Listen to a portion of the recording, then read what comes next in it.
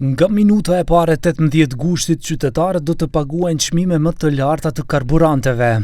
Komisioni Rregullator për Energjetik vendosi që çmimi me pakicë i naftës të rritet për 6 denare gjysmë për litër, ndërsa çmimet me pakicë të benzinave të rriten për 4 denare gjysmë për litër. Me ngritje për 6 denar do të shitet edhe vaji ekstra i lehtë për ambisri, ndërsa çmimi i mazutit do të shtrejtohet me 188 denar për kilogram.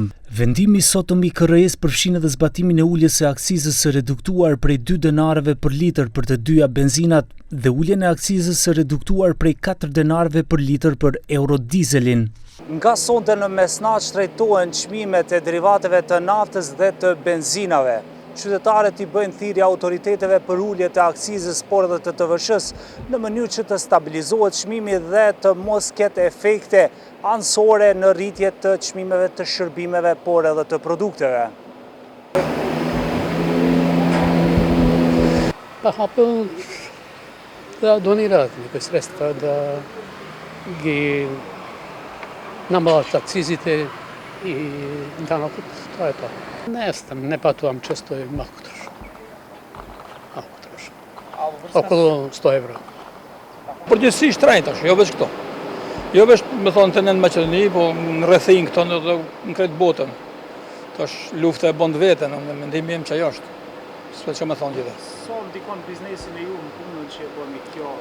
Ne jemi veç transporter për shembull, po ndikon shumë ajo, se sa më shumë që bëjmë harxhime, duhet me rritë edhe çmimin.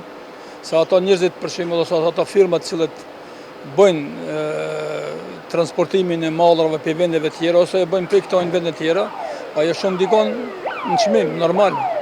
Edhe çmimi është shumë i shtrenjtë. Në krahasim nga java e kaluar përkatësisht nga 10 gushti, vendimi i KRE-s solli ngritje të çmimeve prej 4.85% për derivatet e naftës. Çmimet referente të derivateve të naftës në tregun botror krahasuar me llogaritjen e mëparshme janë rritur mesatarisht për benzinat me 8.9% dhe për naftat me 10.9%, për vajin ekstra të lehtë me 9.8% dhe për mazutin rritja është me 0.87%. Kursi i këmbimit të denarit kundrejt dollarit në periudhën e kaluar, pas së cilës çmimet u formuan me llogaritjen e mëparshme, është me ulët me 0.22%.